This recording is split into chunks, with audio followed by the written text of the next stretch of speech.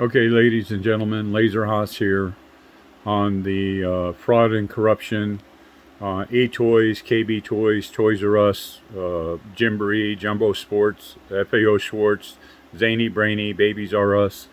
Mitt Romney, Bain Capital had a monopoly on the large retail toy industry. And partnership with Goldman Sachs, they destroyed our E-Toys public company deliberately, the same way that I believe they destroyed Toys R Us deliberately to make the paperwork disappear.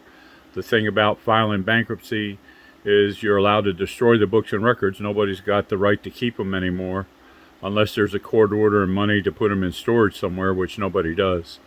If you remember, Romney destroyed the Olympic records. As governor, he destroyed his hard drives.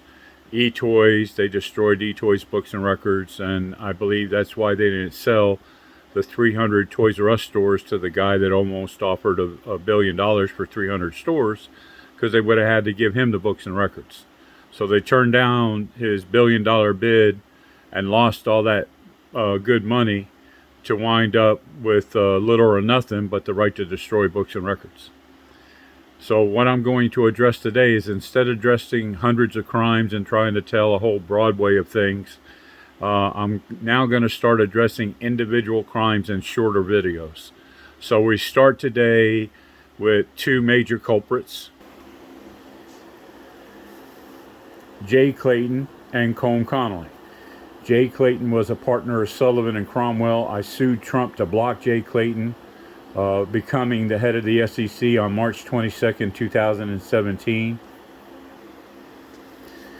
I was trying to warn Trump and his gang to stop the bullcrap. The story didn't get published. The reporters got pushed off of it. This is where I sued Trump. And if you see the date that it was put in, actually not put in, it was clocked on the 9th of May, 2017. I sued Trump and Jeff Sessions, the Attorney General, and Pekauer, who was in charge of the SEC at the time, James Coney. Clifford White was the head of the U.S. Trustees. Ellen Slights is Colm Connolly's assistant U.S. attorney in the District of Delaware, and she's still there at the last time that I noticed. There's the case number, 17-civil 00861. But there's a real important thing. When do you ever see FDEC? That's when they're deliberately messing with stuff and they want to make sure the clerk doesn't put it in the record until they need it, or they've made the case over. This is the Pacer docket record. And you'll see right there that it says date filed 5/9/2017. But if you pay attention to right there, it acknowledged that it received it on March 22nd, 2017. And it didn't enter into the record until the 24th of May. What I was doing was suing to block Jay Clayton. And if you notice, Judge Ketanji Brown Jackson, who's on the Supreme Court, and I supported that. You know, I don't have any proof she did wrong, and it appears with her order that she tried to make me available to do an appeal, but I didn't get in time. Be that as it may, she dismissed it on May 5th, which was a couple of days after Jay Clayton was confirmed. So that's what's really happening, is I filed it on March 22nd. They refused to put it in the record because it would have went viral. And chances are Jay Clayton would have got knocked out from being head of the SEC. After Jay Clayton was confirmed by a cloture vote that they had to do twice because they were a vote short, then he hired Jay Clayton as chairman of the SEC, hired Stephen Peikin as co-director of enforcement. And if you'll see right there, Peikin was partner of Sulluvan and Cromwell. But before that, he was the SEC Task Force and Commodities Fraud Task Force Chairman and Assistant U.S. Attorney for the Southern District of New York, right, from 1996 to 2004. The reason why that's important is Colm Connolly was assistant U.S. attorney from 1992 until 1999 after clerking for Third Circuit Judge Walter K. Stapleton, who was also a partner of Morris Nichols Arsht Tunnell, that is known as MNAT.com. The reason why Colm Connolly is looking over his shoulder is I've been dogging him. This guy is a crony, corrupt federal prosecutor, not fit to be a janitor in a federal building. He should be impeached. He's chief judge now. Trump renominated after Biden helped me stop him in 2008 from becoming a judge. He's now chief judge over the Boston Consulting Group cases versus GameStop. And the problem is the other judges there with him, Stark, Andrews, and Mary Ellen Noriega. Mary Ellen was a partner with Colm Connolly at MNAT, and Stark and Andrews were assistant U.S. attorneys under him. Out of 50,000 lawyers and judges, it's the same gang controlling the Delaware federal court. As you can see by the hubris of this idiot, his website, Twitter, is Real Prosecutor, and then his wife is there, and they've got children, and I've got copies of their private messages to me telling me to shut up, but they blocked me, so I can't get access to talking to him.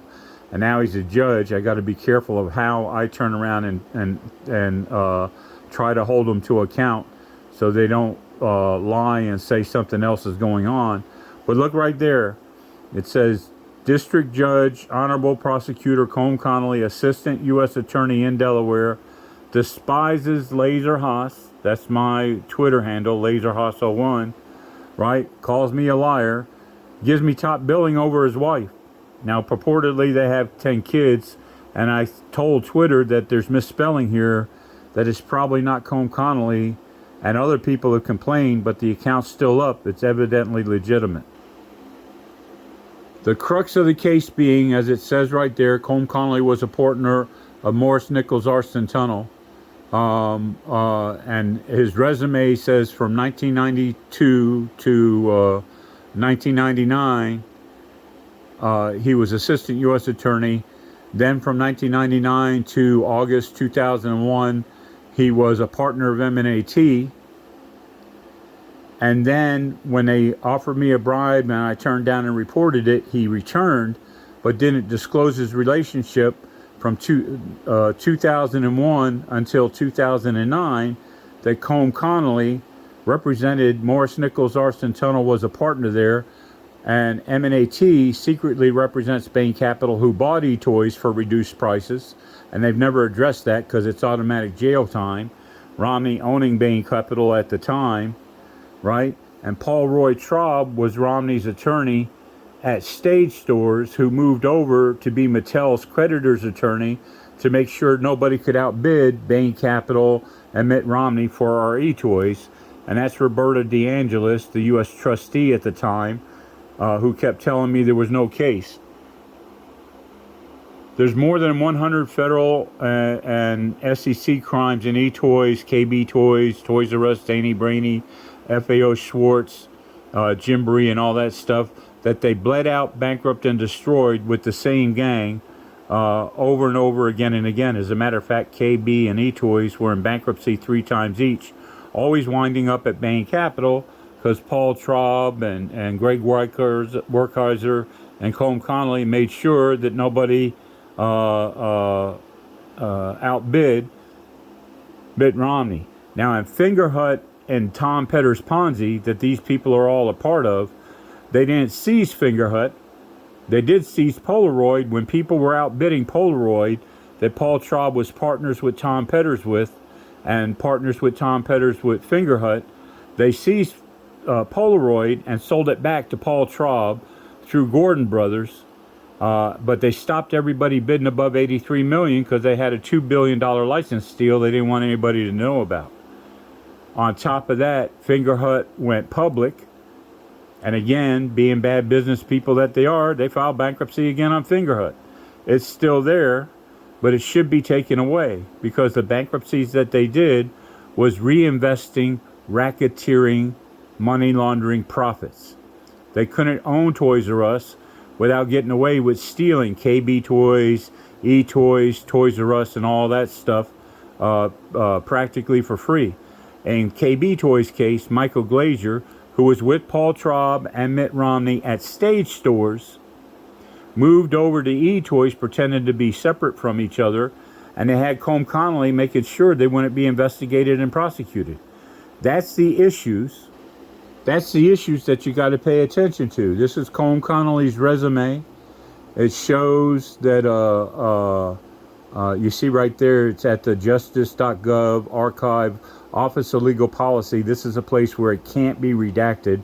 I believe the Bidens, Beau Biden and Joe Biden, helped me with that. Gave it to me, and I reported it in 2007. If you look at LA Times, Shake Up Royals Federal Prosecutors, the Public Corruption Task Force was shut down in March 2008, which is also the same time Romney was running for president, but we stopped him there. And you see right there that Colm Connolly, right, was law clerk for Walter K. Stapleton. Walter K. Stapleton was an M&AT partner. Then he was assistant U.S. attorney. Then from 1999 to 2001, actually August 2nd, 2001, the same time Romney wants to be retroactively retired, right? Colm Connolly was partners of Morris Nichols Arsht Tunnell, MNAT.com, and then he returned, and it says 2001 to present, but I printed this out in 2007, 2008. He returned and was the top U.S. attorney over the KB Toys case, where Michael Glazer paid himself $18 million bribe. I didn't take mine. I turned down and reported it, but Michael Glazer took his, and he paid Bain Capital $83 million before filing bankruptcy. And it was M&AT, that Morris Nichols Arsht Tunnell, that represented Bain Capital in the KB case, and it was Paul Roy Traub, who was partners with Mark Dreyer. Mark Dreyer's doing 20 years. Tom Petters is doing 50 years. Paul Traub, that controlled Tom Petters' Ponzi and brought the fraud over to Dreyer LLP, is not doing a day. Because he's the brown bag king of New York. He knows where all the money has been bribed and the bodies are buried. And yes, there's more than a dozen dead in our E-Toys related cases, which is why Mitt Romney doesn't want to have anything to do with after February 11th, 1999 until August 2nd, 2001, when Colm Connolly was a partner of M&AT, because John Jack Wheeler wound up dead in a dump after he walked into Colm Connolly, the Nemours building in Wilmington, Delaware, and we got videotape proof of that, by the way. And it's all over the newspapers, but every time I call a cold case guy, they don't report on it.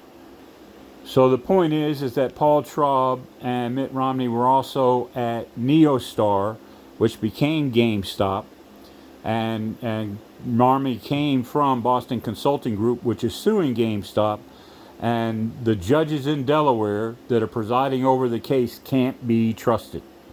You know, they're already part of a cronyism, corruption, and cover-up. So that's that. This is a short video, less than 14 minutes, showing you what's wrong with Colm Connolly and why he can't be trusted. He should be impeached, he should be disbarred, and he should be put in prison.